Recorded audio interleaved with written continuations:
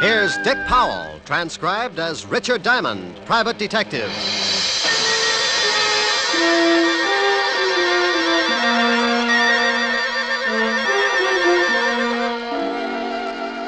My name's Diamond, and like a lot of working people, at 5 o'clock in the afternoon, I get pretty anxious for 6 o'clock to roll around, especially if I haven't had a client for the last 3 days. But even if I don't expect anyone to drop in before 6, I can't take a chance, so I stare out of my office window on 53rd Street just to kill time. I see the night starting to muscle in on the Broadway bright lights, and I wonder just how many prospective clients are out in the city. Who's getting in trouble? What kind of trouble? And will they come to Richard Diamond for guidance? Now, take the two hard-looking thugs in a downtown hotel room as they watch a pretty blonde hurriedly get into a flashy mink coat. They're going to need plenty of guidance. Where you going, Dottie? I got an appointment. Don't you think you ought to stick around just in case the contact comes in? If it ain't here by now, it won't be until tomorrow. And stop looking like a couple of anxious bloodhounds. Relax. Sure, Dottie, sure. But you really cannot blame us for being a little disquieted. Don't she look classy, Al? Hey, who you gonna roll tonight, dollface? Your grandmother. Or ain't she out of Alcatraz yet? Hey, I don't like no cracks about my family. Well, what are you gonna do, Stan? People stop by the zoo every day. Now, please, no logomachy. Yeah, no, look, yeah. You keep running off at the mouth like that, baby, and you'll be spitting out all your teeth. Yeah, well, when you kick off, Stan, don't try to sell your body to science. I'll never get both heads in that bottle. Oh, you little... Please. I'm gonna hit... Please, please. Leave us, Dottie. And Stanley, you shut your big mouth before I shove my foot in it. Go on, Dottie. I think you had better make a hurried percolation. What? Beat it. Oh, Al, why didn't you let me mess her up a little? She's always acting like she's got a family background. I do not know whether her family had anything to do with it, but it is a very nice background to gaze at. Now shut your ugly face and let us start tailing her. Tailing her? What for? I think she is up to something. Yeah, well, sure she is, but I don't want to get booked as a peeping Tom. Stan, you are a melonhead. I think she is going to try a cross. Florida has never been late with the numbers before. You think she's going to pick up the bundle and skip? No. I just want to see what she does with her evenings. Oh, well, I can tell you that. Stanley, please. You arouse my irascibility. Oh, I'm sorry, Aloysius.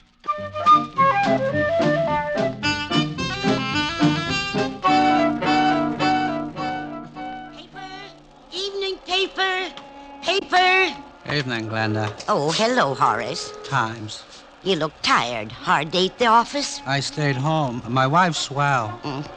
Here's the Times. Yeah, thanks. Good night, Glenda. Good night.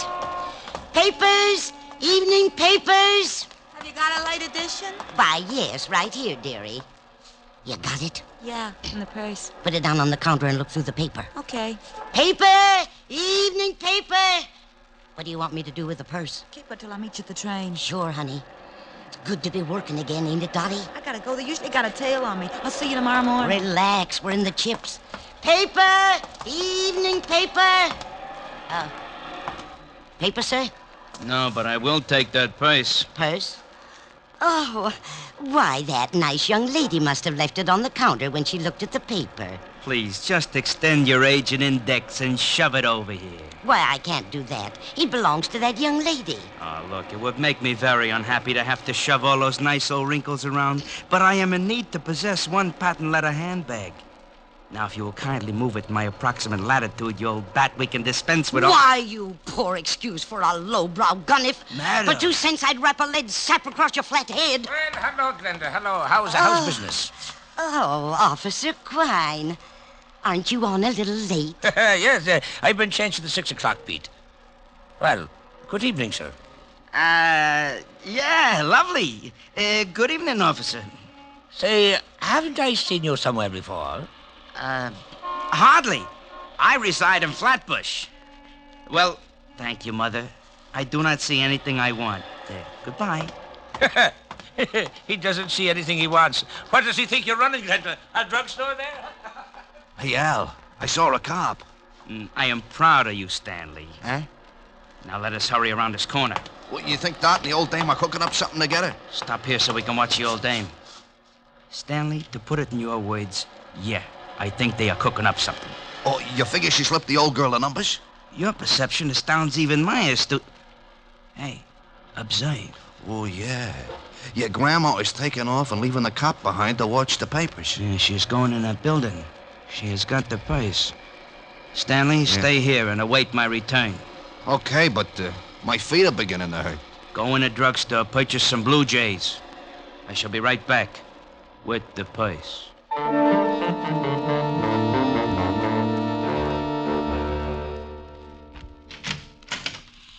Mr. Diamond. Well, hello, Glenda. Come in, pull up a rocking chair. Well, that's the way it begins. Sometimes when you wait around until the last minute, you get a customer. I wasn't too happy about this one because I knew she didn't have enough money to hire a tramp to spot cigarette butts. I haven't got much time. I've got Officer Quine watching my paper stand. Officer Quine? You should be happy you aren't selling fruit. He's already got his thumbprint in every apple in Yonkers. Mr. Diamond, I found this purse. Found it, Glenda? Oh, you know me, Mr. Diamond. I'm going straight now. I remember a snake that said that once. He broke his back. Honest, I haven't been doing that kind of business since I got out. Well, what can I do for you, Glenda? I'm broke. Oh, it's not a touch. I want you to find the owner of this purse and return it. Why don't you give it to Officer Quine? Well, there's no money in it. And with my record, he'd sure run me in for purse snatching. No money, huh? Oh, no. No, I didn't touch a thing. Just took a peek, maybe. Oh, yeah. A young girl left it on my counter. If you find her, you can ask her. I didn't touch a thing. Okay, I'll see what I can do. Oh, thank you, Mr. Diamond. Goodbye. Keep your nose clean. Oh, I will. She'd keep her nose clean, all right, in a glass of gin. I'd known old Glenda ever since she started working bunco rackets and got put away for 2 to 5. I was sure she'd lifted the dough from the purse, but I opened it and went through it anyway. I was just kicking myself for telling her I'd try to dig up its owner when the door opened and an ugly-looking mug wearing alligator spats walked up to my desk. You should be ashamed, looking in someone else's purse. It's a bad habit, like not knocking on doors. Oh, it said on the door to come in. How long did you have to wait before someone came by to read it to you? May I please have the purse? Oh, is it yours? Yes. Well, I didn't notice the wedges. Give up high heels? You are a very poor comic. Now, may I have the purse, or must I make you bleed? Oh, it's like that. Well, sure, here it is. Thank you. And something to go with it. I caught him with one that made my arm feel good clear up to my shoulder. His eyes rolled back, and he went down faster than the celluloid collar on the flagpole. I looked at the black purse and started getting that lousy feeling again. I'd gotten into something, and it was beginning to smell already. So I called the 5th Precinct Police Station and an old friend, Lieutenant Levinson. Homicide, Sergeant Otis. Hello, Otis. Let me talk to the lieutenant. Is this Diamond? No, it's platoon number 3 of the Brownies, 300 strong. Now let me talk to the lieutenant. Hey, what are you going to do with all those tired jokes when you run out? Give them away to idiots. You want to start a collection? Oh, nuts. Lieutenant Levinson. Hello, Walt. Diamond. Oh, wait a minute. Otis! Otis! Yeah, Lieutenant. Where'd you put the bicarbonate? In the top drawer, Lieutenant. Oh, hold it a minute, Rick. Get me some water, Otis. Yeah, Lieutenant. Go ahead, Rick. I can stand it for a second. If you didn't get so excited, you wouldn't have to take that stuff. Here you are, Lieutenant. Never need this stuff until you call. Now, who's dead? Nobody, but there's a guy in my office lying on the floor. He's dead. He's got to be. No, he isn't, Walt. I just belted him in the mouth when he tried to get rough. Wait a minute. He's trying to wake up. Groan for the nice policeman. You hear him, Walt? Okay, so some guy got tired and went to sleep on your floor. What do you want me for? Hold it a second, Walt. He's getting a little too active. What did you do? I kissed him goodnight. What did you do that for? Well, I've seen him somewhere. I think he's wanted. Oh, well, hang on to him. I'll send the wagon down. The door will be open. I'll fix it so he doesn't get away. Wait a minute, Rick. Where are you going? Well, about 5 minutes ago, an old dame hands me a black patent leather purse and asks me to find the owner. Right afterwards, this cultured gorilla wanders in and says the purse belongs to him. Oh, what's in it? Nothing much. A compact, book of matches, and a handkerchief. Smells nice. No money? No? Oh, I got to stop by Helen Ash's for a minute, and then I'm going to find out what makes this purse so valuable. Say hello to Helen for me. Sure thing. Bye, Walt. Be a good boy. Goodbye.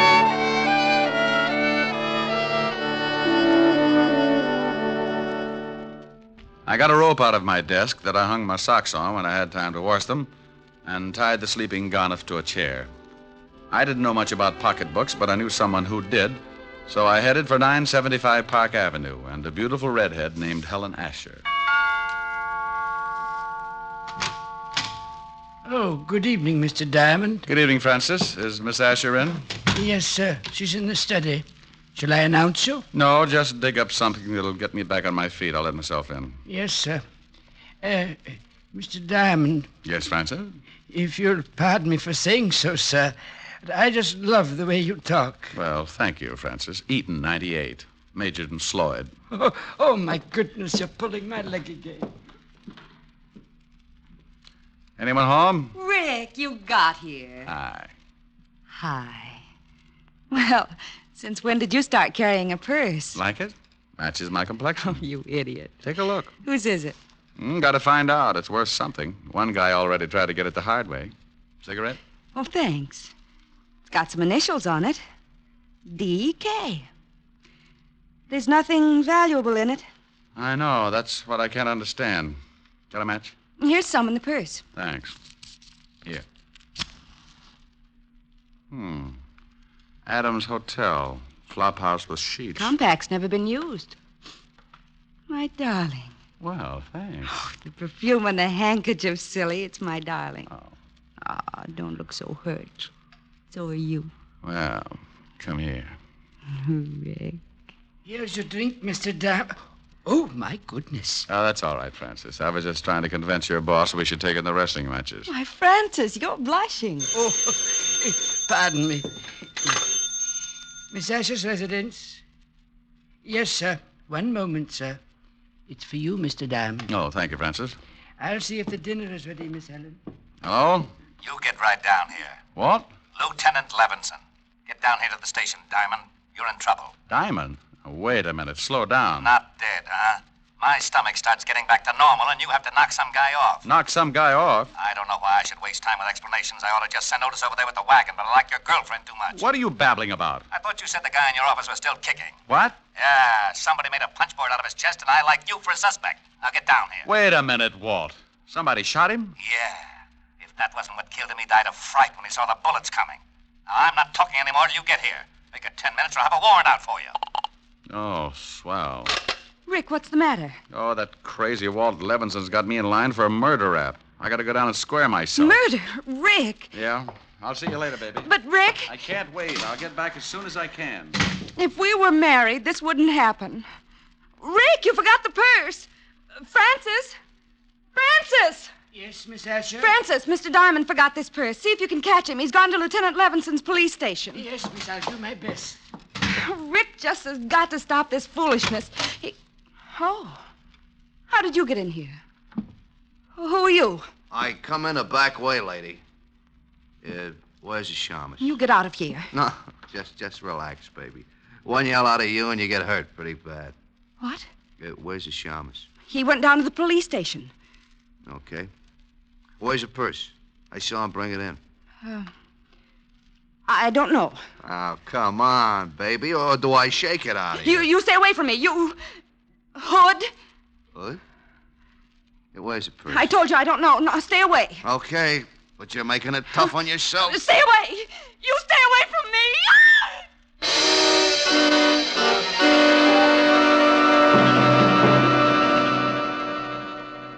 With the red tucked underneath her arm, she walks the bloody tower. With the red tucked underneath her arm at the midnight hour. Pardon me, sir. Yes, madam? I believe you have my purse. I beg your pardon, but this purse is the property of Mr. Diamond, private detective. Yes, I know. I gave it to him to hold for me. Well, I'm very sorry, madam, but you'll have to claim it from Mr. Diamond himself. Oh, yeah? Help! Police! Oh, madam. Masher! Madam. Help! This man is trying to steal my purse. Madam, let go of my coat. This guy giving you trouble, Mother? He's trying to steal my purse. Help! Oh, yes, huh? Looks just the type. This'll learn you, Romeo. Oh, my. You're gonna know, lady, will you? Come on, get up and fight it. Hey, lady! Lady! How do you like that? Didn't even say thanks. Now,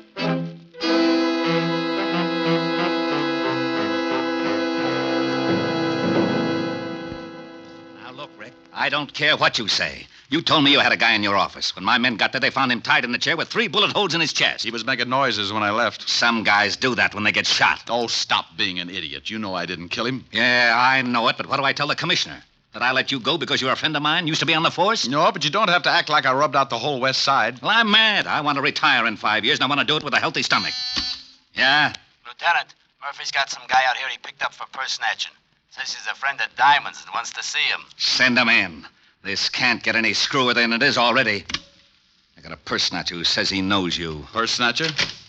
Francis. Yes, Mr. Diamond. I don't feel so well. That's all, Otis. Isn't he your girlfriend's butler? Yeah. What happened, Francis? Well, sir, I was bringing that purse down to you. That's right. I left it at Helen's. Yes, sir. Well, a little old lady approached me on the street and claimed it belonged to her. What did she look like? She had white hair, and she was wearing an old shawl. I think she'd been drinking gin, sir. Cheap gin. Glenda. Glenda Bergen? Is she the one who gave you the purse? Yeah. And then what happened, Francis? When I wouldn't give her the purse, she started yelling and called me a masher. And some enormous gentleman arrived and clouted me in the jaw. Oh, it was disgusting, sir. And the old lady got the purse? Yes, sir. She ran off, and the enormous gentleman sat on my chest until an officer came and carted me off to this place. Was Miss Helen all right when you left her? Why, yes, sir. You don't think... I don't know. But if they knew I had the purse and spotted me going into Helen's... Here, Rick, use his phone. Thanks. Don't you see, Walt, this whole thing has something to do with that purse. Purse, schmurse. I've still got a stiff on my hands. Oh, my goodness. Yes? Hello, honey. You all right? Oh. What's the matter? Hi. Please come home. What happened? A man broke into the house looking for that old purse. I told him I didn't know where it was, and he started slapping me. He did, huh? Yes, and I need comforting. Well, honey, I've still got something to do. Lock all the doors until Francis gets back, and I'll be over as soon as I can. All right. Did you get the purse? Francis will tell you all about it. Bye, baby. Bye. Rick. Some louse shoved Helen around. Francis, get over there and take care of her. It's all right if he goes, isn't it, Walt? I guess so. Otis, I'm releasing the guy that was picked up for purse snatching. And don't say, yeah, Lieutenant. Okay, Rick. Oh, thank you, sir. Step on it, Francis. Miss Asher needs someone to take care of her. Yes, sir. Walt, give me 2 hours to find out what this is all about. Are you going after Glenda? Yeah. If she's tied up with this killing, I'd better send some of the boys along. Give me 2 hours alone. I want to find the guy who shoved Helen around. Okay, Rick. 2 hours, and I put in a general alarm for you and the old dame. You know where she lives? I got a shack over near the East River.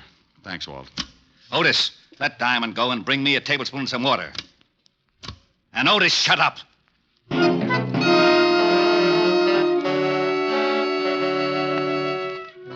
I grabbed a cab, and 20 minutes later, I was standing at the edge of the East River.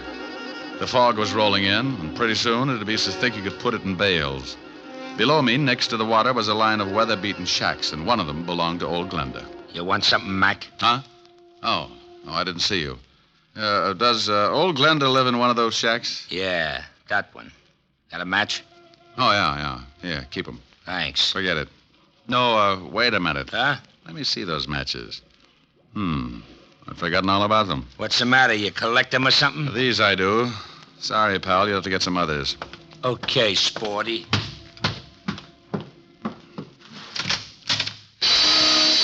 The inside of the shack looked like a hardware store after a good earthquake. Someone had torn it to pieces, and old Glenda had gotten the same treatment. She was lying on the wooden floor staring up at me. She couldn't close her eyes because a rope around her neck was squeezing them open. Is she dead? Huh? I followed you down. Well, hooray for you. The next time you sneak up on somebody, you're liable to end up with a skull fracture. Just wanted to see what was going on. Is she dead? Unless she can breathe through her feet. She's been strangled. Gonna call the cops? No. I thought I'd rub her wrists for a while. Now, here's a buck. Call Lieutenant Levinson at the 5th Precinct and tell him what's happened. Sure. Got a nickel? Yeah, here. And tell him I've gone over to the Adams Hotel on 28th Street. My name's Diamond. Good for you. Now step on it.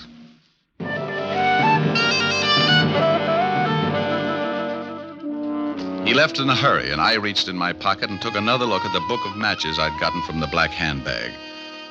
They were from the Adams Hotel on 28th Street, so I went over there fast. The sleepy night clerk showed me the register, and I found what I was looking for. I remembered the initials on the handbag were D.K. A Dorothy King was registered in room 306. I went upstairs. Yeah?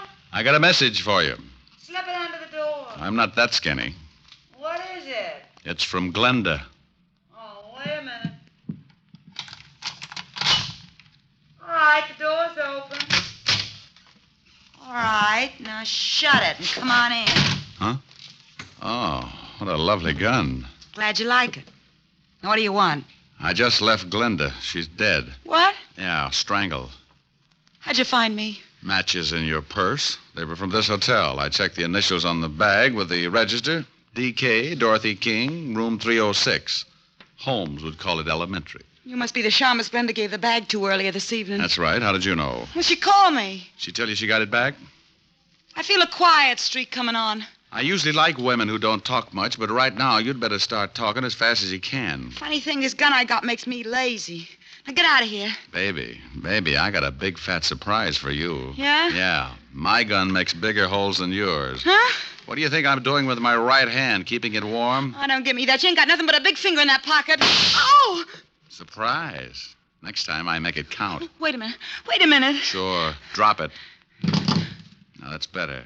Kick it over here. All right.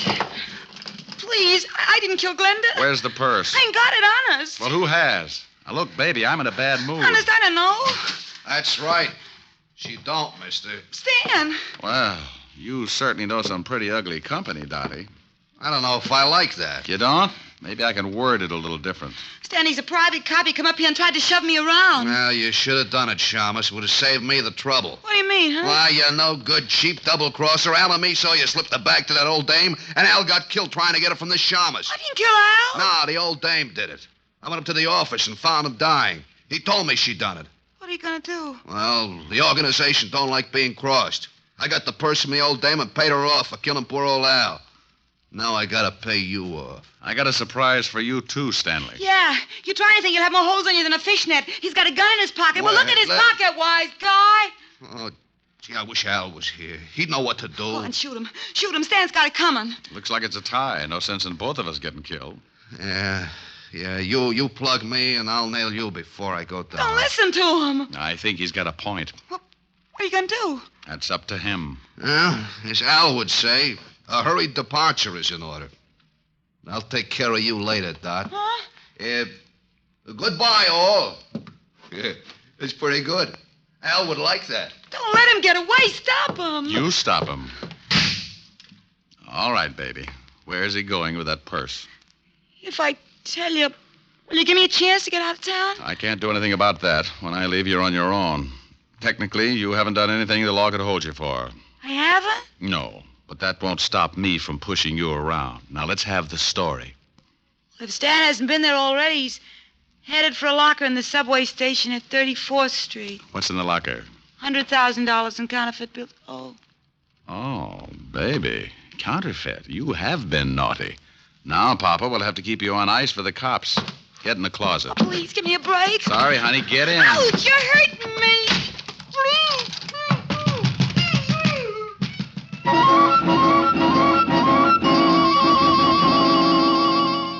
I went down to the night clerk and told him to tell Lieutenant Levinson when he got there about the blonde in the closet of room 306.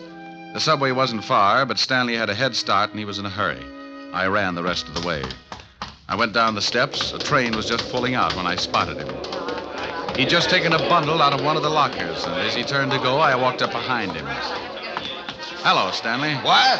What you got in the box? The Shamus. Here, you take it. Oh! He tossed the package in my face and started running for the exit. But a crowd of people blocked his way, and when he saw me come up with my gun, he changed his mind. He turned and vaulted the turnstile, and I ducked behind the row of lockers. He had a gun, too. I tried to get a clear shot at him, but there were too many people. And then the frightened little guy did a stupid thing. He jumped down on the tracks and started running up the tunnel. Oh, look at that fool man. He's jumped down on the tracks. Stanley, come back here. You can't get anywhere that way. You said it, Mac. He's running uptown on the downtown side. Here's a corny line. Stop or I'll shoot. You won't get me. Stand. Look out. There's a train coming. Look out.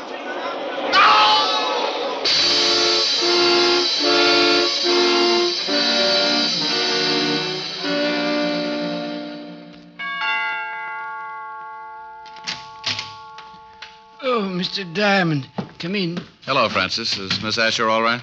She's better, sir. She's lying down in the study. How's the jaw? Oh, I feel better, sir. This ice bag is helping the swelling. I'll be in the pantry if you need me, sir. I'll try not to. Hi. Hi. Well, poor little baby. Yes. Poor little baby. You're lucky he didn't knock you out. Oh, I'll get it. Francis is nursing his face. Asher residence? Let me talk to Diamond if he's there.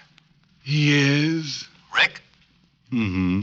Now, you listen to me. I've been chasing your conquests all over town. I end up down in the subway station and notice get stuck in the turnstile. Don't you think it'd be nice to let the police department in on something once in a while? Oh, sure. Right now, I'm at 975 Park Avenue, nursing a beautiful redhead back to health. Oh, did you find the blonde in the closet? Yeah, I got the whole story from her. You want to hear it? I guessed most of it. She was fencing for a counterfeit ring, and she tried to cross them. The key to the locker was in that purse. Yeah, in the compact, under the pancake makeup. She and old Glenda used to do a duet together before they both got sent up. When the blonde got out, she started working for a counterfeit mob. They'd stashed the dough in different subway lockers around town and used her to make the contacts. So she figured she could use the 100,000. Well, nothing like being in business for yourself. Well, she was afraid to pick it up herself, so she slipped the purse to Glenda like she'd just forgotten it. Ricky. Yes, dear? Are you listening to me? I just stopped. Bye, Walt. What? Now, wait a... What is it, baby? I want some sympathy. Sure. What would you like, lover? Sing something. Oh, come on, baby. We can do without that. No, I want you to. I'm sick. An invalid should be pampered. Let me rub your head or something. Afterwards. I want you to sing. Oh, but it's late, baby. Well, then sing softly. Sing me to sleep. Oh, honey. I'll get mad and you'll have to buy me a present. Okay. Lullaby and good night with roses bedight. That's wonderful. With lilies bedight. Hey, you at the board in your consoles! Shut up! I'm trying to sleep! Well, what is that? Oh, it's that grouchy new neighbor. Oh, it is, huh? Hey, you want something, Bud? Yeah, shut your big bazoo! Oh, is that right? Powder your face with sunshine. Oh, no! Put on a great big smile. Make up your eyes Rick, that's with too laughter. You Please, Rick. Yeah, okay. That guy gets shell-shocked if you fried potatoes. Rick. What is it, baby? Come here. Oh. You do need pampering.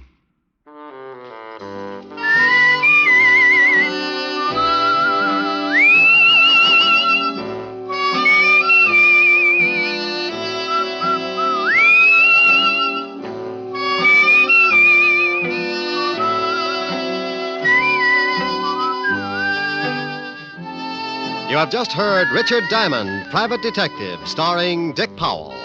Helen was played by Virginia Gregg, Lieutenant Levinson by Ed Begley. Also in our cast were Wilms Herbert, Betty Lou Gerson, Jane Morgan, Jack Crucian, Hy Averback, Herb Butterfield, and Wally Mayer. Music was under the direction of David Baskerville. Richard Diamond is written by Blake Edwards and directed by William P. Rousseau.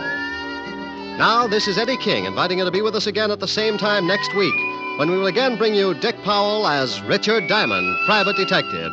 This program has come to you transcribed from Hollywood. This is NBC, the national broadcasting company.